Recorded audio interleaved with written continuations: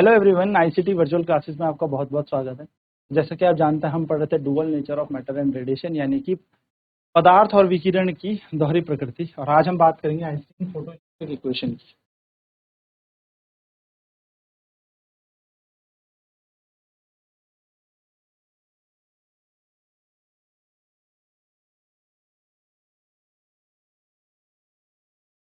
Einstein की photo electric equation यानी कि आइंस्टीन की प्रकाश की वैद्युत प्रभाव का समीकरण क्या था। तो हुआ क्या, हमने पढ़ा था कि प्रकाश के वैद्युत प्रभाव के 5 नियम हैं। अब इन 5 नियम से यहाँ से ये तो पता लग गया था कि जो लाइट यहाँ पर पड़ रही है, इसके पास एक ऊर्जा है, ऊर्जा इसके पास है। यानी कि हमने कहा था कि जो लाइट इस धातु की सतह, इस मेटल सरफेस के ऊपर गिरेगी, इस मेटल सरफेस के ऊपर जो भी प्रकाश की किरण जो एक उच्च आवृत्ति की है वो गिरेगी, यानी कि यहाँ पर इस मेटल के ऊपर यानी धातु के ऊपर जो भी प्रकाश की किरण आपतित हो रही है, उसकी एक डिजायर्ड फ्रीक्वेंसी है, उसकी क्या है, आवृत्ति है। और अगर ये आवृत्ति की किरण इसके ऊपर गिरेगी तो यहाँ से ये बात तय थी कि क्या निकलने लगेंगे, इलेक्ट्रॉन उत्सर्जित होने लगेंगे। अब यहाँ पर ये बात भी हम समझ चुके थे कि इस फ्रीक्वेंसी को एक मिनिमम वैल्यू तक होना है, यानी कि अगर ये उससे कम हो गई आवृत्ति तो इलेक्ट्रॉन उत्सर्जित नहीं हो रहा। अब इलेक्ट्रॉन उत्सर्जित होने के लिए एक ये चीज भी पता लग गई कि कुछ ना कुछ छोटी सी एक ऊर्जा भी होनी चाहिए, यानी कि वर्क फंक्शन यानी कि कार्यफलन भी होना चाहिए। यानी कि घूम फिर कर अगर हम बात करें तो इस आपतित किरण के पास कुछ ऊर्जा होनी चाहिए, और वो ऊर्जा एक न्यूनतम मान से ऊपर होनी चाहिए, यानी कि वो एनर्जी एक फिक्स वैल्यू से ऊपर की एनर्जी होनी चाहिए। अगर इससे ऊपर की वैल्यू है तो इलेक्ट्रॉन एमिट होगा, अगर इलेक्ट्रॉन इससे नीचे की आपकी एनर्जी है तो इलेक्ट्रॉन एमिट नहीं होगा, यानी कि इलेक्ट्रॉन उत्सर्जित नहीं होगा। अब ये सारी चर्चाएं हुई, ऊर्जाओं की बात हुई। यहाँ से क्या पता लगा हमें कि जब इसको निकलने के लिए एक पर्टिकुलर फ्रीक्वेंसी चाहिए, इलेक्ट्रॉन को एमिट होने के लिए एक पर्टिकुलर फ्रीक्वेंसी, पर्टिकुलर एनर्जी चाहिए, इसका मतलब जो इंसिडेंट लाइट हो रही है इसके पास भी कुछ कुछ पर्टिकुलर एनर्जी होनी चाहिए, ऊर्जा होनी चाहिए। और वही ऊर्जा के ऊपर प्लांक ने क्वांटम थ्योरी दी, प्लांक्स क्वांटम थ्योरी। और प्लांक क्वांटम थ्योरी के अनुसार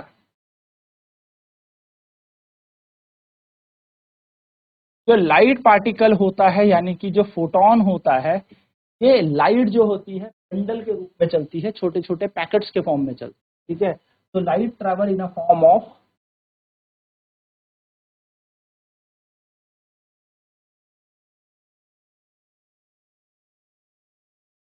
small packets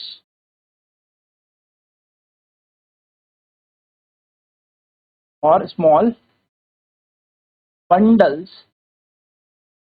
which are known as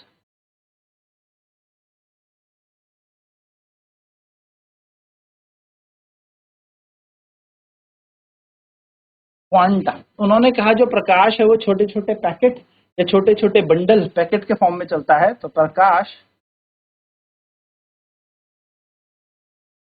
छोटे छोटे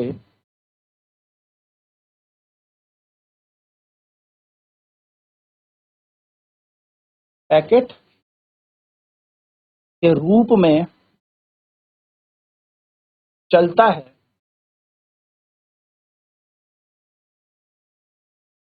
और इसे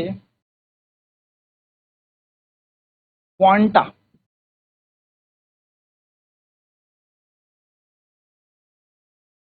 कहते हैं। इसे क्वांटा कहते हैं, ठीक है, ये बात ध्यान में। ठीक, प्रत्येक क्वांटा, हर एक क्वांटा की एनर्जी उसके साथ रिलेटेड है। एवरी जितने भी छोटे छोटे फोटोन बोल लीजिए, आप लाइट बोल लीजिए, फोटोन भी इसी को कहते हैं, इस पे अपनी अपनी ऊर्जा है, यानी कि हर किसी के पास एक ऊर्जा है। क्वांटा मतलब फोटोन, फोटोन मतलब लाइट, याद रखेंगे। चलिए पहले से नोट करें, फिर आगे की चर्चा करते हैं।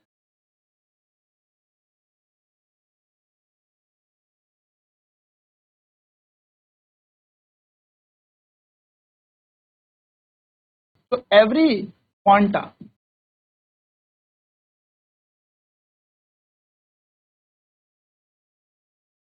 Has its energy. हर एक क्वांटा के पास, उसके पास क्या है, अपनी ऊर्जा है। ठीक है, प्रत्येक क्वांटा के पास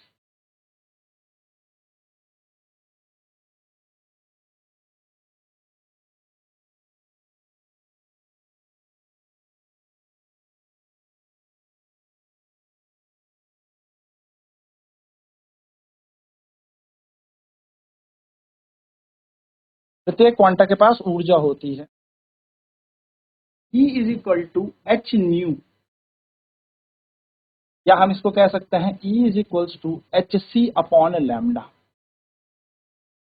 यानी कि हर एक क्वांटा के पास कितनी ऊर्जा है, एच सी अपॉन लैम्डा या एच न्यू। यहाँ पे नोट पॉइंट याद रखें, न्यू का मतलब फ्रीक्वेंसी होती है, आवृत्ति होती है।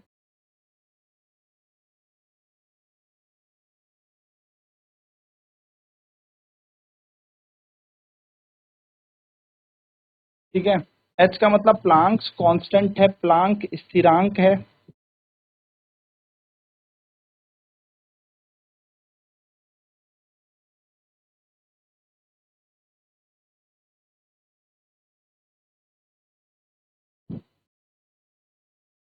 लैम्डा का मतलब यहाँ पर वेवलेंथ।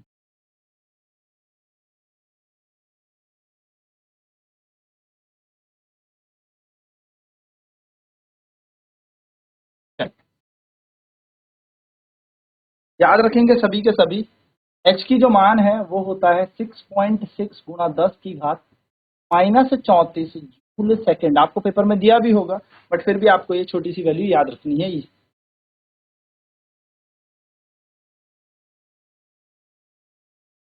ठीक है, तो प्रत्येक क्वांटा के पास इतनी एनर्जी है, h c upon lambda. Now Einstein ने अपने फोटो इलेक्ट्रिक इक्वेशन में क्या कहा, आइंस्टीन ने अपने फोटो इलेक्ट्रिक समीकरण में, यानी प्रकाश के वैद्युत प्रभाव के समीकरण में, देखो, माना मैंने ये कोई धातु की सतह है, माना ये कोई धातु की सतह, इस पर एक निश्चित आवृत्ति की जब एक किरण आपतित होगी, प्रकाश की किरण इसके ऊपर पड़ेगी, गिरेगी, जो भी है, तो यहाँ से इलेक्ट्रॉन का उत्सर्जन होना शुरू हो जाएगा, यहाँ से इलेक्ट्रॉन निकलना शुरू हो जाएंगे, लमसम हमें यही पता। अब जब यहाँ पर इलेक्ट्रॉन निकलेंगे तो यहाँ पर हमें एक चीज पता है कि यहाँ पर एक वर्क डन होना चाहिए, या मैं कहूँ एक मिनिमम एनर्जी हमें चाहिए। कैसी एनर्जी? मिनिमम एनर्जी हमें चाहिए, यानी कि न्यूनतम ऊर्जा हमें चाहिए, है ना, न्यूनतम ऊर्जा हमें चाहिए। उस न्यूनतम ऊर्जा को हमने क्या कहा, कार्यफलन कहा, क्योंकि अगर ये एनर्जी इससे कम होती तो इलेक्ट्रॉन एमिट नहीं, तो हमें मिनिमम एनर्जी रिक्वायर्ड है, जिसको वर्क फंक्शन कहा, कार्यफलन।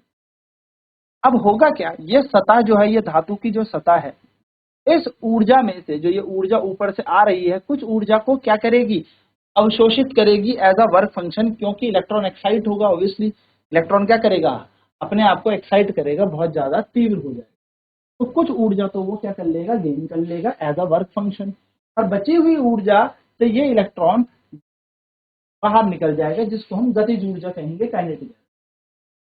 अगर आप यहाँ पर law of conservation of energy को लगाएं, ऊर्जा संरक्षण के सिद्धांत को लगाएं, तो जो कुल ऊर्जा आ रही है उसमें से कुछ ऊर्जा हमारे इस धातु ने ले ली एज अ वर्क फंक्शन, और कुछ ऊर्जा से ये इलेक्ट्रॉन एमिट हो गए। ये इलेक्ट्रॉन, अगर मैं कुल ऊर्जा की बात करूं तो ये होगा एच न्यू।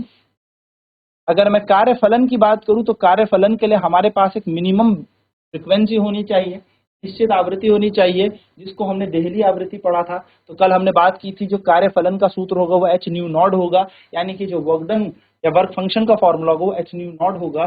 साथ साथ में जो यहाँ से इलेक्ट्रॉन भागेंगे वो हाफ एम वी स्क्वायर के वेग से भागेंगे। मैंने कहा वो अधिकतम वेग के साथ भागते हैं। तो हम यहाँ से अगर हाफ एम वी स्क्वायर की वैल्यू निकालना चाहें, यानी कि गतिज ऊर्जा का मान निकालना चाहें, तो वो कैसे निकलेगा, कितनी ऊर्जा की प्रकाश उसके ऊपर हुआ है, यानी कि हाउ मच लाइट इंटेंसिटी और how much light has been incident on the matter, minus करेंगे हम उसके वर्क फंक्शन से, यानी कि कार्यफलन। तो आप हाफ एम वी स्क्वायर ऐसे ही छोड़ दीजिए, एच कॉमन ले लीजिए, न्यू माइनस न्यू नॉट बचेगा, और यही आपके पास आइंस्टीन की फोटो इलेक्ट्रिक इक्वेशन है। This is the Einstein photo electric equation, यही है आइंस्टीन का फोटो यानी कि वैद्युत प्रकाश का वैद्युत प्रभाव का समीकरण। नोट करें फटाफट।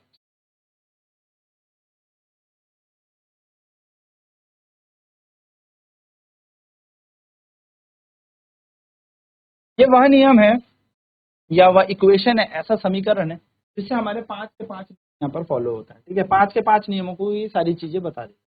यहाँ से आप ये भी देख लीजिए, अगर न्यू की वैल्यू यानी कि अगर यहाँ पर आपतित आवृत्ति कम होती किससे, हमारी देहली आवृत्ति से, तो बेसिकली यहाँ पर ये वैल्यू नेगेटिव आ जाती है और गतिज ऊर्जा कभी भी ऋणात्मक नहीं होती, नेगेटिव नहीं होती, इसलिए इसको हमेशा ज्यादा होना ही होना पड़ेगा।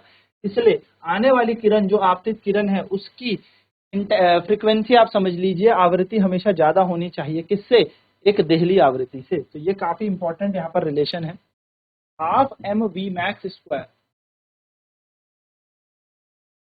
H nu minus nu nought, यही है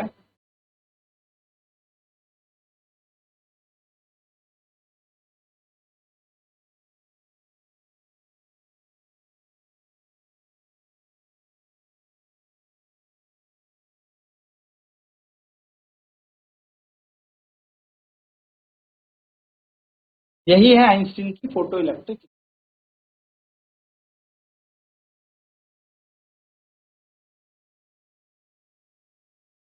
चल बात करते हैं आगे और बढ़ते हैं energy and momentum of photon की तरफ।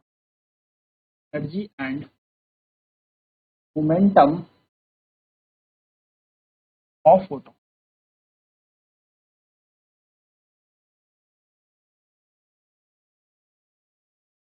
फोटोन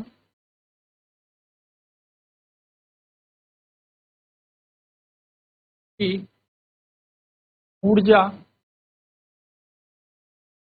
और संवेग। देखिए, जब फोटोन रेस्ट में होता है तो याद रखिएगा द रेस्ट मास, ये क्वेश्चन कई बार आता है, ये बहुत बार क्वेश्चन पूछा गया है, the rest mass of photon, MCQ बना के आ जाता है कई बार, इज जीरो। जब रेस्ट मास होता है फोटोन का तो वो जीरो होता है, यानी कि जब वह फोटोन विराम अवस्था में होता है तो उसका द्रव्यमान शून्य होता है। तो फोटोन का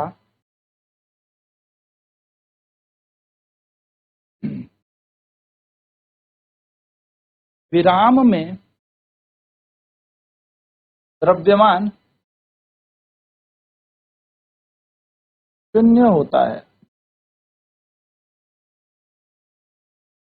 ठीक है, बात ध्यान रखिए। लेकिन उसका काइनेटिक मास जीरो नहीं होता, बट इट्स काइनेटिक मास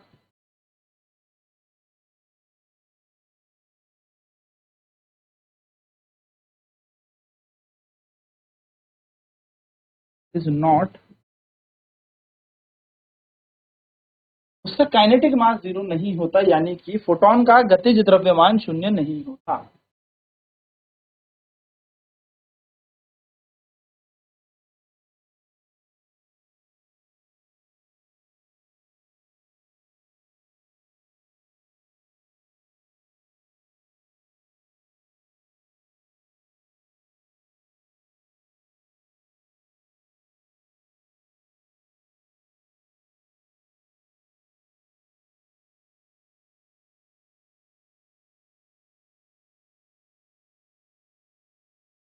तो अगर हम बात करें अकॉर्डिंग टू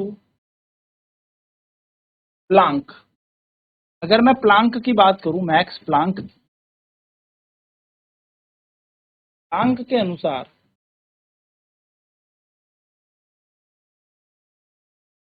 ऊर्जा जो होती है वो एच न्यू के बराबर होती है। ऊर्जा जो है वो है प्लांक कांस्टेंट गुणा आवृत्ति, इसके बराबर है ना, एनर्जी होती है।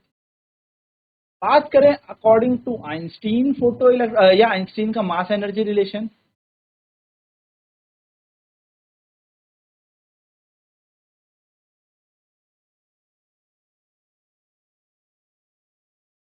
यानी कि आइंस्टीन के मास एनर्जी इक्विवेलेंस की बात करूं तो हमें पता है E is equal to mc square. C यहाँ पर क्या है, स्पीड ऑफ लाइट, यानी कि फोटोन की स्पीड है, लाइट क्या होता है, फोटोन ही होती है।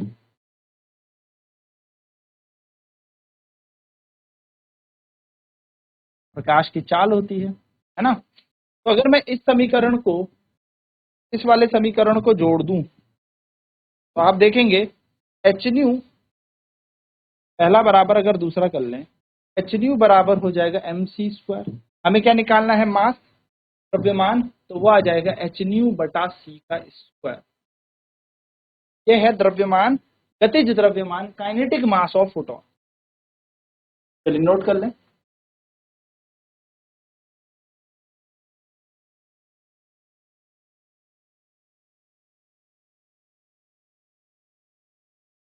ठीक, ये हमारे पास काइनेटिक मास। ना एक बात याद रखिएगा, न्यू जो होता है यानी कि फ्रीक्वेंसी है, वो c/λ भी होती है। आवृत्ति, चाल और तरंग दैर्घ्य के बीच ये एक समीकरण आपने कक्षा 10वीं में पढ़ा होगा, तो 9वीं में पढ़ा होगा जब आपने ध्वनि पढ़ी होगी, और कक्षा 11वीं में पढ़ा होगा आपने। तो इस न्यू के मान को अगर हम यहाँ रखें, m बराबर आ जाएगा h/c², न्यू की जगह आ जाएगा c/λ, c से c कट जाएगा और यहाँ पर m का मान आ जाएगा h/λc। यानी कि यहाँ पर हमारे दो द्रव्यमान बन गए, m h/c का स्क्वायर या h/λ गुणा c। यह हमारा होता है गतिज द्रव्यमान। ये दोनों के दोनों हमारे काइनेटिक मासेस।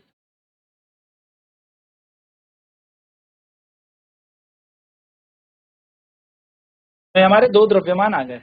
ये आ गया हमारा गतिज द्रव्यमान h/c², एक आ गया h।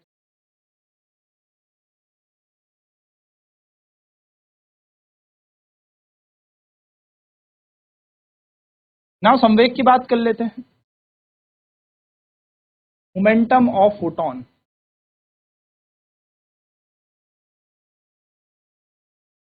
यानी कि फोटोन का संवेग। तो फोटोन का संवेग क्या होता है? p बराबर, आपको पता है संवेग का सूत्र होता है मास गुणा, यानी कि momentum equal to mass into velocity, यानी कि संवेग बराबर होता है द्रव्यमान गुणा वेग। अब है तो फोटोन लाइट, तो लाइट है तो c की ही चाल से चलेगी। तो बस अब एक एक उठा के लगाते चलो। m बराबर हमारे पास था h/c का स्क्वायर। अगर मोमेंटम निकाला जाए m इंटू सी, h/c² इंटू सी, तो यहाँ से मोमेंटम आ जाएगा हमारे पास h/c। वहीं पर अगर हम द्रव्यमान का सूत्र m बराबर h/λc लेते, तो हमारे पास मोमेंटम बन जाएगा m इंटू सी। तो m की जगह कितना आएगा h/λc, और यहाँ पर c से c कैंसिल हो जाएगा, मोमेंटम बन जाएगा h/में। तो ये दोनों क्या है? हमारे पास संवेग हैं किसके? Photon. Are the momentum of.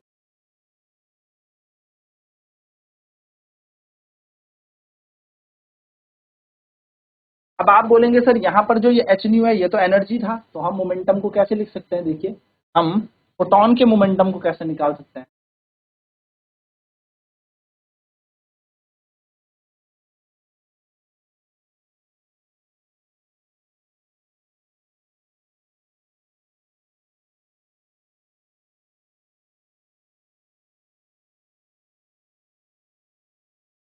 Photon के संवेग को निकाल लेते हैं।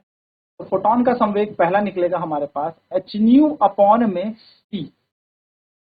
h/nu में c, क्या हम h/nu को ही एनर्जी कहते हैं, ऊर्जा कहते हैं? तो ऊर्जा बटा c। क्या हमारे पास एक सूत्र, क्योंकि h/nu का मतलब ही क्या है? ऊर्जा है। और यहाँ से आ जाएगा h/λ, यानी कि अगर हमारे पास तरंग दैर्घ्य दे रखी है, तो हमें सिर्फ तरंग दैर्घ्य को या तरंग दैर्घ्य से प्लांक कांस्टेंट को क्या कर देना है? डिवाइड कर देना है, भाग। हमारा संवेग आ। चलिए नोट डाउन कर लें इसे फटाफट।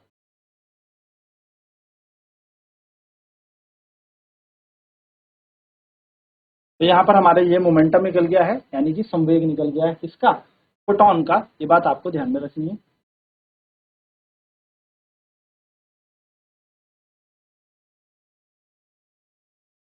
तो बेसिक सी चीजें थी, ये हो गई हमारी यहाँ पर मोमेंटम की बात, एनर्जी की बात, फोटोन की, आइंस्टीन प्लांक, सब हमने यहाँ पर जान लिया। आइंस्टीन की फोटो इलेक्ट्रिक इक्वेशन जान ली, आइंस्टीन का फोटो इलेक्ट्रिक समीकरण हमने देख लिया। अब अगली क्लास में इसके न्यूमेरिकल हम लोग करेंगे, क्वेश्चंस हम लोग करेंगे। तो आईसीटी वर्चुअल क्लासेस में आज इतना ही।